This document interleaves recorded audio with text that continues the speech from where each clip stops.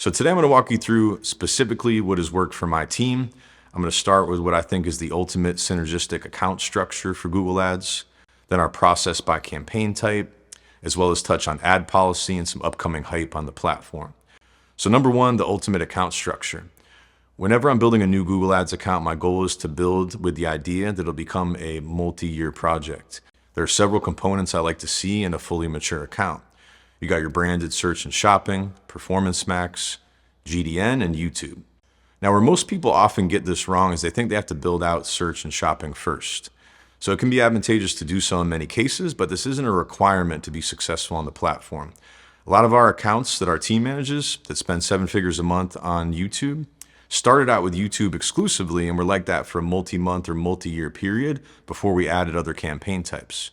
But when it's done right, YouTube can be your biggest volume driver, so let's start there. Some YouTube growth stats of recently.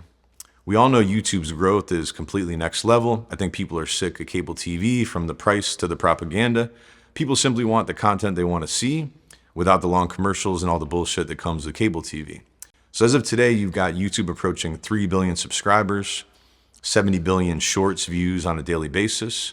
Plus, you've got a new medium in the mix, connected TV. So YouTube's connected TV is expected to grow 25% this year, which would make it the top CTV ad revenue earner in the US. It's also the easiest place to tap into CTV in a turnkey way. So with all that being said, there are 3 pillars you want to be active on with YouTube. Number one is old school YouTube ads. So a wide format landscape ad in 16:9 size.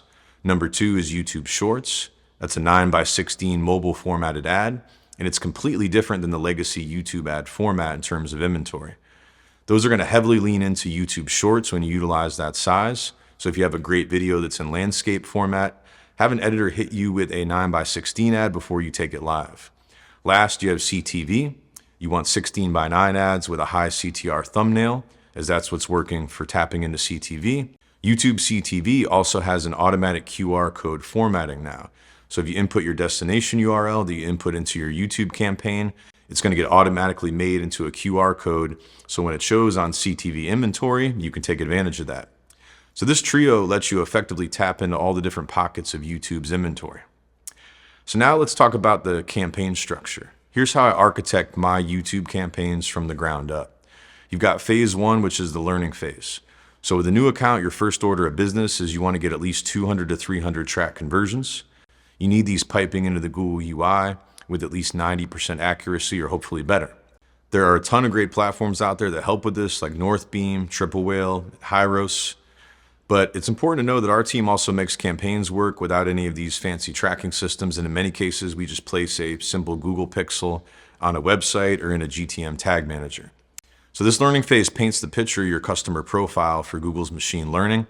It's going to help the system get an idea of what YouTube channels, demos, and audiences are working for your product.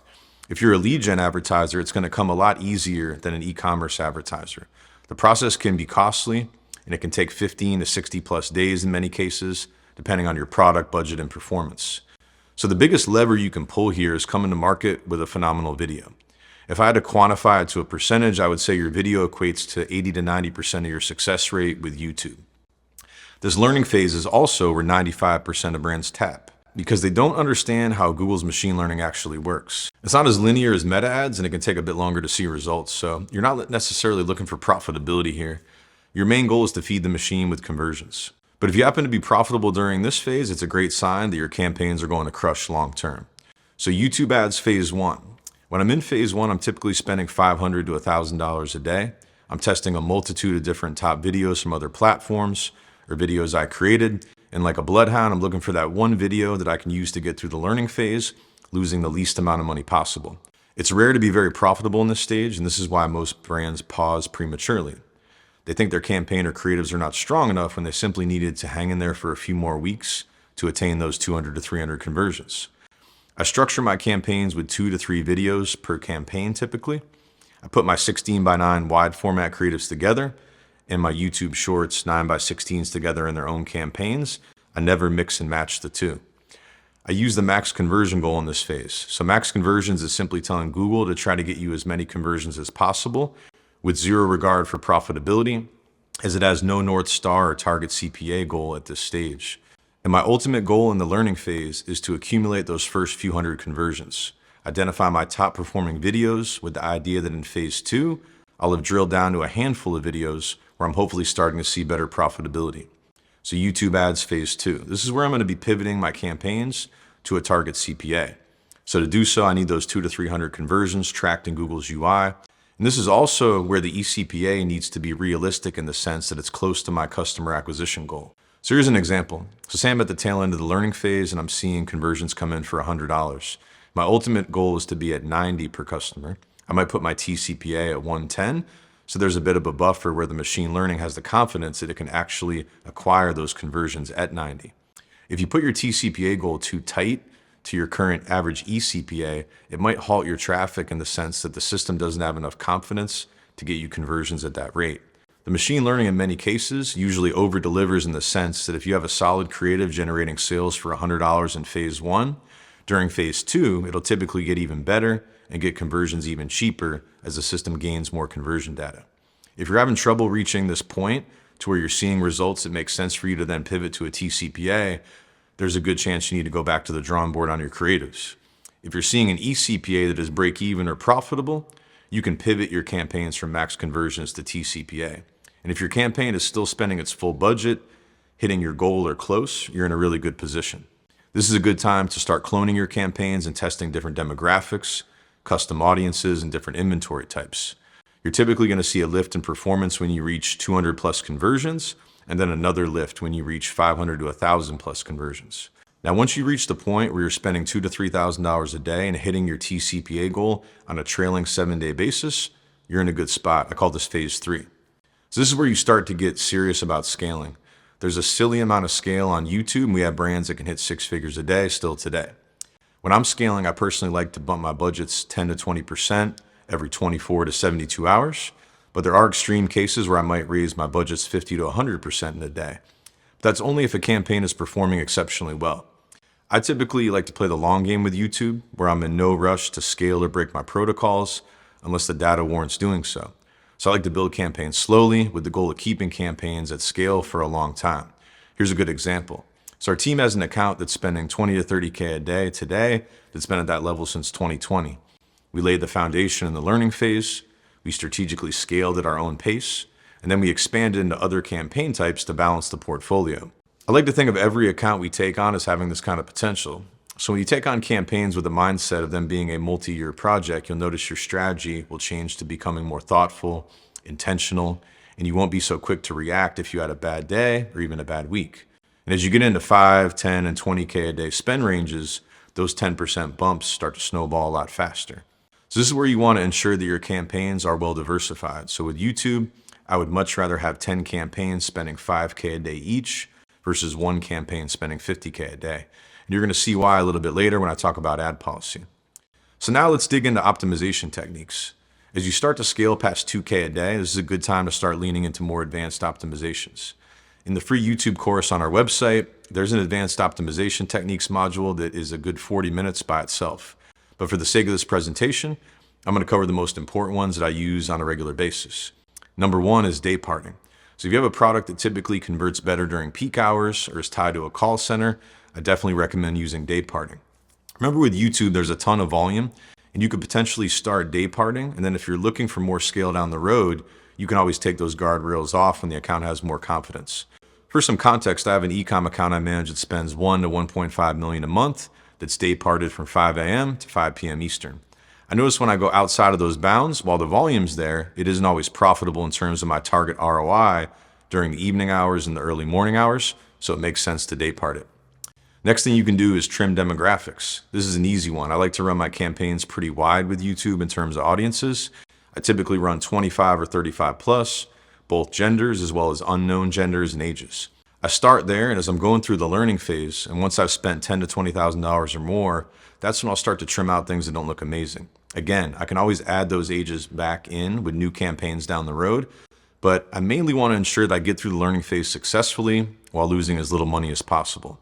So next thing you can do is look at using Google audiences. Google has some pretty strong in the market and affinity audiences. These are people who might be in the market for your exact product or category, or that have an affinity to a certain category like pet lovers as an example. So if you have a niche product, these audiences can be very solid.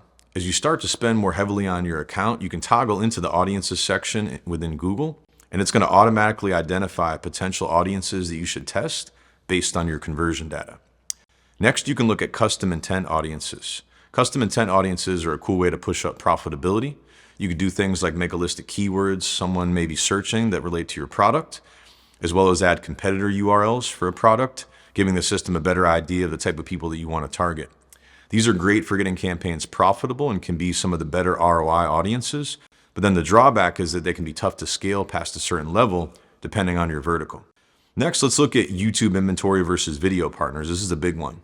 So when you first build out a new campaign in YouTube, you're going to automatically see under the inventory that you're automatically toggled to YouTube inventory as well as video partners via Google Display Network. Video partners typically doesn't perform a lot of the gates. And to remove it, you need a rep who can whitelist your account to opt out. Once your account has a few $100,000 in spend, in many cases, you can add video partners back in, and now it's going to perform a lot better and help you get additional scale. Last, you can look at using optimized targeting. So this is going to be found at the ad group level, and it essentially ignores your targeting and goes after users that it thinks could gain more conversions from. I definitely don't recommend using this early on. And again, like video partners, I recommend adding it back in once your account is more seasoned, with the goal of getting additional volume. The account I mentioned a few minutes ago that spends 7 figures a month on YouTube, I waited a few months to add video partners and optimize targeting back to my campaigns, but then once I did, they performed a lot better than my initial test. So your ultimate goal for YouTube should be to find a video that can get you at least 10K a day or more in spend.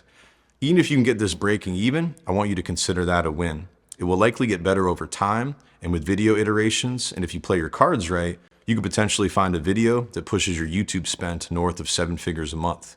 Either way, what this does is creates an opportunity for you to capitalize on easy branded search queries that are heavily boosted by those YouTube views when people watch your videos and then abandon them to go search for your brand on Google. You can clean up from an ROI standpoint with simple branded search campaigns and Performance Max campaigns.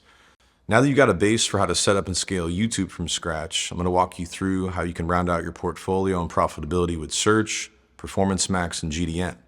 So let's start with search. Search is pretty simple. It's a staple for any Google account, just having a basic branded search campaign, bidding on your branded keywords and derivatives of it. So this is also a great way to warm up your account as it's likely to be profitable within a few days or less. I'm not going to go deep into search in this presentation, as most of you already have a handle for running branded search terms now. I'd start with a simple campaign with a handful of keywords and a handful of creatives so you can ensure that you can take advantage of the searches that YouTube's creating. These are going to be some of your highest ROI Google campaigns. So now let's talk about Performance Max, because I actually like making the case that Performance Max can do a lot of the heavy lifting for your branded search campaigns. It's going to go after your branded search keywords as well as keywords you would never think of. And I want you to think of Performance Max as a massive multivariate test that runs nonstop, tapping into branded search, non-branded, shopping, display, and a bit of video. The key to being successful with PMax is being willing to sit down for a few hours and properly curate the assets. So you want to thoughtfully build out the campaign and the audiences, giving it the highest likelihood of success and max return. So building PMax campaigns, here's my protocol. I start with the top creatives from all my other ad platforms. I'm looking for the best headlines, the best descriptions in all lengths, the best images, and short video clips north of 10 seconds, but under 60 seconds. So PMax is a blend of all these assets in one campaign, where it's going to round robin your assets, finding the best combinations. There's a misconception with PMax that you should include YouTube-style videos here. So this is false. For PMax, you actually want short clips that can essentially function as short video display ads when paired with your headlines. So you can take these short videos, load them to your YouTube channel, and then add them to your campaigns for testing. PMax is kind of tricky in the sense that it includes headlines of varying lengths. So I audited a lot of Google accounts where PMax campaigns are built out pretty carelessly. They're not performing nearly as well as they should be. And last week I audited a PMax campaign for a brand doing over $100 million a year. Their PMax campaign was only doing 10 to 20% ROI. And when I explained that I typically shoot for 200 to 500%, their jaws dropped. Here are the two things that make the difference with these campaigns. Number one, it comes down to the media buyer in charge of the campaign and their attention to detail. Number two, it's a general lack of understanding in terms of how PMax should be structured, as well as the lack of creatives in the right size and formats. So the first time you build out a PMax campaign, You're probably going to find yourself in a jam where you need some short headlines that are 30 characters or less, but all your winning headlines might be 50 to 60 characters or vice versa. So what I've seen with PMax, one of the biggest keys is being willing to sit down and mold your winning headlines into shorter headlines, as the short 30-character headlines drive a lot of conversions. So one technique you can utilize is building a quick custom GPT. You can do it old school, or you can fire up a custom GPT with all of your top assets.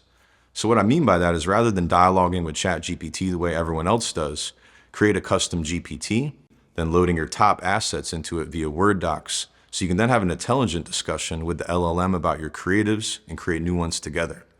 Think of ChatGPT with 20 pages of curated documents on the back end, things like your top ads, your top video transcripts, and performance data from Meta. So now the GPT can see what's working and why, helping you crank out better headlines for PMax. The entire process takes maybe 2 to 3 hours, and it's 100% worth it. Now when you're building your PMax campaign, you want to fill in all the available headline slots. So short and long headlines, descriptions, your top 20 images, and your top 5 short video clips. After you do this, you can tap into something called signals to make your campaign more potent. So signals are audiences from Google Ads that you know or think will work for your products, like customer lists, keywords, and other assets that will give the system a better idea of your exact customer profile. And if you do this correctly, there's a strong chance that you'll see very good ROIs. I like seeing ROIs in the 200 to 500+% range for e-com products with PMax within a week or two of launching. A lot of this is going to depend on the strength of your assets, as well as the time you put into this process. So you can also test campaigns without signals to see what inventory Google serves you to, and in many cases, those will work too. Now, from a strategy standpoint, in terms of how PMax fits into your overall Google Ads portfolio, think of PMax as the cleanup man for search, an expansion into non-branded search, display, and a bit of video. And as your PMax campaign runs, you can tap on the View Asset Details button within your asset group, and Google is then going to show you your top performing ads labeled best, good, or low. As you're developing your campaign, you can also try things like cloning it, replacing the low-performing assets with new assets that you think could work better. And you can also try cloning it and creating new signals to see what audiences or signals might work better than your initial selections. Over time, your campaigns will get more and more potent if you dedicate effort to the process. Where PMax has also been really valuable for our team is identifying top-performing headlines, descriptions, and images we can then potentially bridge over to GDN campaigns. So let's talk about GDN. In my opinion, Google Display Network is the biggest sleeper in the Google Ads ecosystem that very few take advantage of. There's a lot of volume here, and $1 million plus months are definitely on the table with the right product, creative, and architecture strategy. I'm not going to go super deep into GDN, as I could easily spend a few hours just on this topic, but I'll cover the keys you should know in terms of strategy. Quick side note and reminder, there's a free GDN course in the Learn section on advita.com that covers everything in deeper detail. So here are the staples you should be mindful of for GDN. Number 1, this is the toughest of all Google Ads campaigns to get to work. Number 2, you need the same 200 to 300 plus conversions and max conversions during the learning phase of your GDN specific campaign, just like you had to for YouTube. From a creative standpoint, you need a clickier ad to scale. So think of a top performing native ad or a great meta headline paired with a top performing image. You can test a multitude of different creatives using their responsive ad format. A unique tip that we have success with is peeling out our top headlines and images and making 300 by 250 banners, then introducing those assets to our campaigns once we're confident that those creatives are winners. Your ultimate goal with GDN is to unlock something called pay per conversion. Once your campaigns have enough confidence, this feature is typically going to reveal itself in the section of the campaign build where you choose your goal. So you're going to start on max conversions and then eventually move to a target CPA and/or pay per conversion. Pay per conversion is exactly what it sounds like. This is the holy grail of Google campaigns where you only pay for new customers. So to unlock and scale this, the key is finding a winning creative that has an eCPA that's profitable for your brand and getting a good 10 to 20 conversions a day for a few weeks. Sometimes this feature unlocks when you spend $20,000. Sometimes it takes $250,000. It depends on your brand, your creatives, and how well it performs during that initial learning phase. Something I didn't know until recently and that a Google rep put me onto is that if your GDN campaigns are healthy from a policy standpoint, this actually helps expedite that process. Meaning if your account is riddled with disapprovals, it might take longer to unlock pay per conversions. So to give you some context in terms of potential, we have a few pay-per-conversion campaigns that spend $20,000 to $30,000 a day and have done this for a long time very profitably. So these campaigns have absolutely zero risk. We're exclusively paying for conversions. And the campaign strategy at this stage is simply trying to improve creatives, which ends up becoming a lot of fun. So mature pay-per-conversions campaigns can be a blend of responsive ads and hand-built banners in multiple sizes. In many cases, the banners actually outperform Google's responsive ads, which this is a good example of why it can be beneficial to not always follow Google's best practices. So now as your account grows and gains more confidence, let's say 4 to 6 months down the road from your initial launch with YouTube, your account can become more well-balanced and scaled out. In a perfect world, you'll have a scaling YouTube campaign, maybe some search and shopping in the mix, or alternatively PMax handling both search, shopping, and some light display, plus GDN doing some serious work on pay-per-conversions. This is a great way to take an account from 5K a day to 50K a day very profitably, and know that your branded search terms from other platforms are being capitalized on, plus the added value of non-branded search, display, video, and CTV in the mix. You can go super deep into all these campaigns, and it takes a while to master YouTube and GDN specifically. But Performance Max, if built right, and search can come a lot easier. So let's talk about some of the different inventory types you should be mindful of.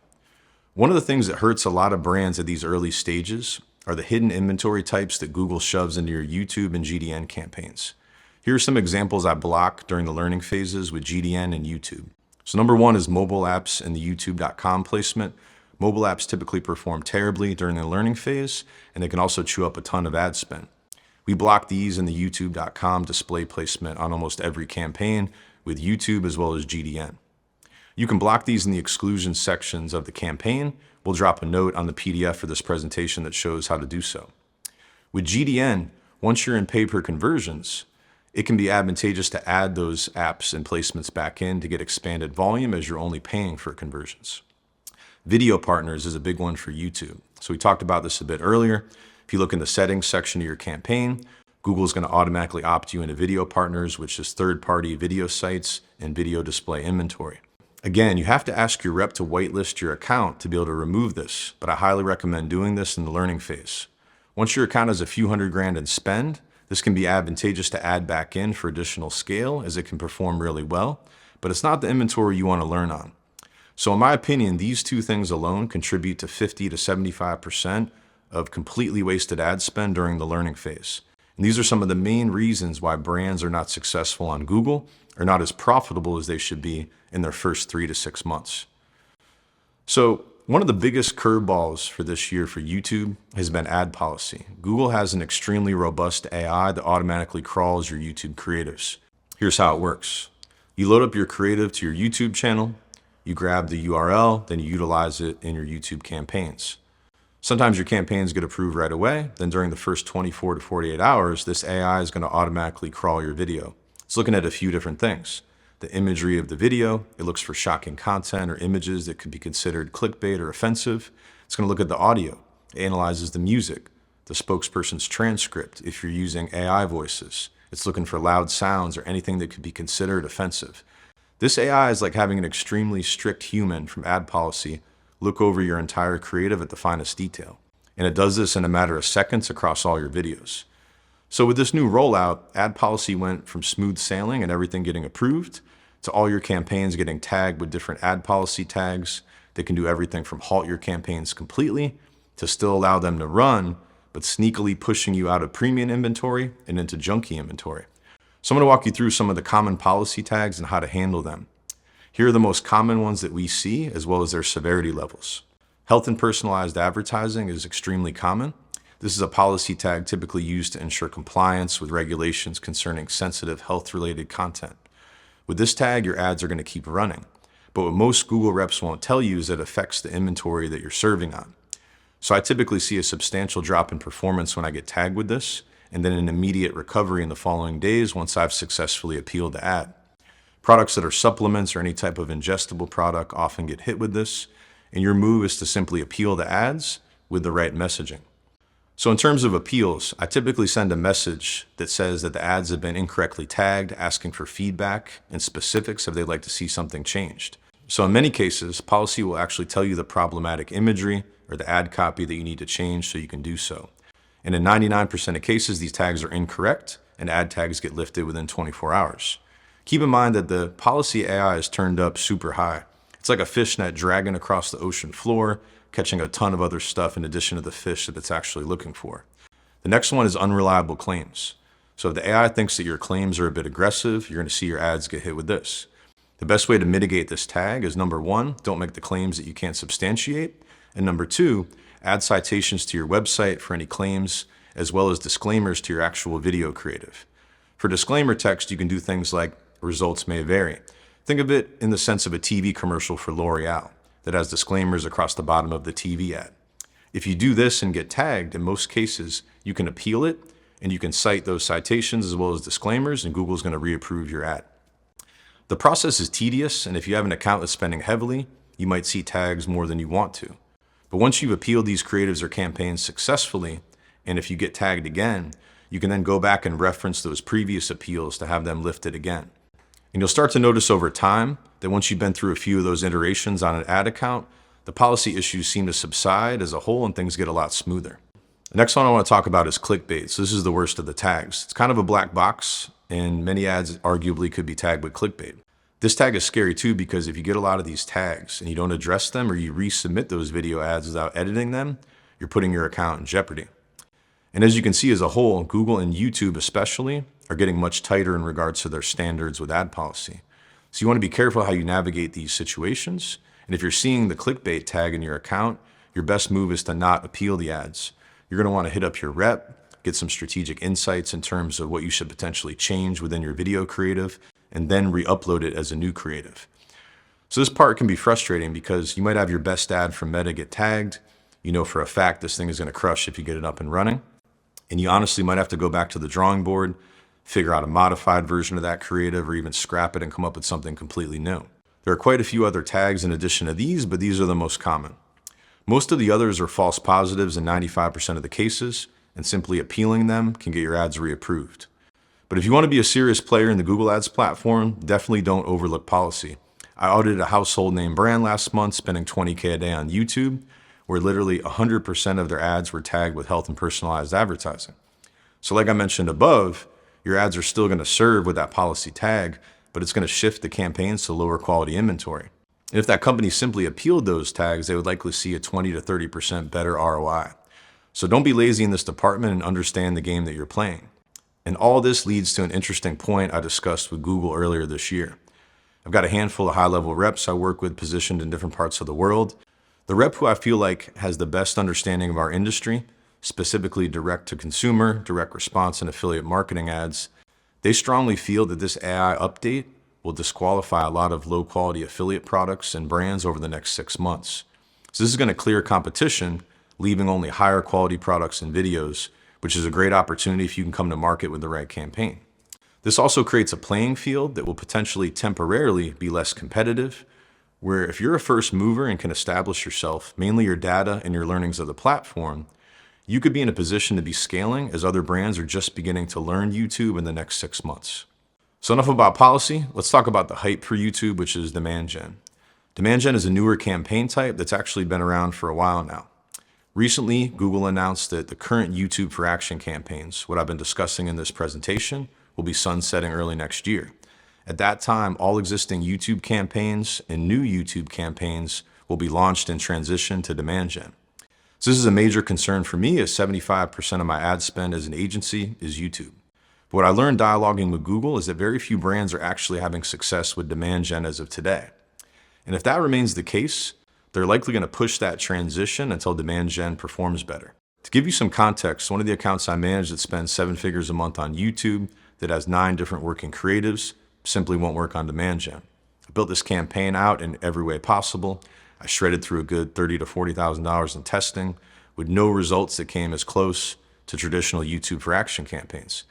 So this tells me that the product isn't developed yet in the sense that there are major optimizations that need to be made before everyone can pivot from traditional YouTube for Action campaigns to demand gen. So I'd keep an eye on demand gen as it develops, but in my opinion, you don't need to worry about it just yet.